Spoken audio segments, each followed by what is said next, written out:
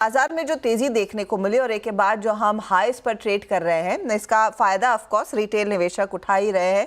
आजकल तो एफआईआईज भी पार्टिसिपेट कर रहे हैं, लेकिन प्रोमोटर्स भी इस तेजी का फायदा उठा रहे हैं। हमने देखा एक सिरे से पिछले 1.5-2 महीनों में कई सारे प्रोमोटर्स ने अपना स्टेक मार्केट में ऑफलोड किया है।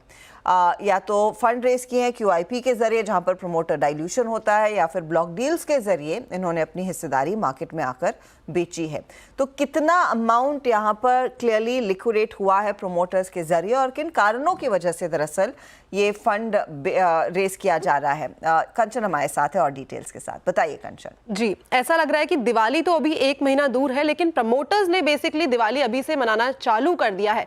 बाजार अपने नए लेवल्स पे है और इसका फायदा प्रमोटर्स भी कहीं ना कहीं अच्छी तरीके से उठा रहे हैं। अगर हम Q2 की बात करें तो 180 कंपनियों के जो प्रमोटर्स हैं उन्होंने करीबन 40,000 करोड़ का माल बेचा है और इस साल अब तक करीबन 1 लाख करोड़ का माल यहाँ पे बिकता हुआ दिखाई दिया है प्रमोटर्स की तरफ से। इसके अलावा अगर हम पिछले कुछ सालों का डेटा देखें तो 2021 में प्रमोटर्स की तरफ से 54,500 करोड़ का माल बेचा गया था। एट द सेम टाइम 2022 में 25,400 करोड़, 2023 में 48,000 और 2024 अब तक की डेट का अगर हम डेटा देखें तो 1 लाख करोड़ को ये नंबर पार करता हुआ दिखाई दिया है। अब पर्टिकुलरली कंपनीज के बारे में बात करते हैं कि किन कंपनी के प्रमोटर्स ने कहां से कितना माल बेचा है। सबसे पहले नंबर आता है इंडिगो का। यहाँ पे जो बिकवाली का नंबर है वो है 10,500 करोड़। अंबुजा सीमेंट से जो कंपनी है उन्होंने प्रमोटर्स है उन्होंने करीबन 4,251 करोड़ का और पतंजलि फूड से भी 10,500 करोड़ का माल यहाँ पे बेचा गया है।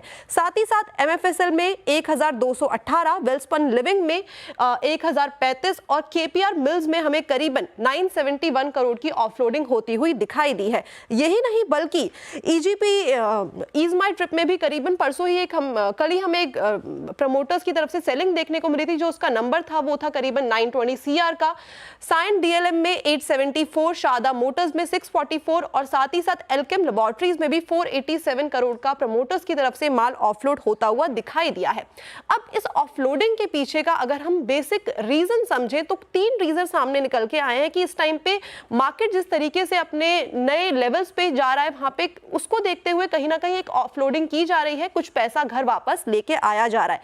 साथ में कंपनी को इस टाइम पे अपना केपेक्स जो है वो बाकी के जो ग्रोथ फैक्टर्स है वहां पे यूज करना है, तो उसको देखते हुए भी कहीं ना कहीं प्रमोटर्स अपना माल बेच रहे हैं और इस टाइम पे वैल्यूएशन को देखते हुए भी एक थोड़ा सा कंसर्न जताया जा रहा है। और यही नहीं बल्कि जो डेट है इस टाइम पे कंपनी में उसको भी क्लियरेंस के लिए ये प्रमोटर की तरफ से हमें एक सेलिंग देखने को मिल रही है। ओके, काफ़ी सेलिंग हो रही है प्रमोटर की तरफ से इस समय इस मार्केट में। कंचन, बहुत बहुत शुक्रिया आज हमारे साथ जुड़ने के लिए। निफ्टी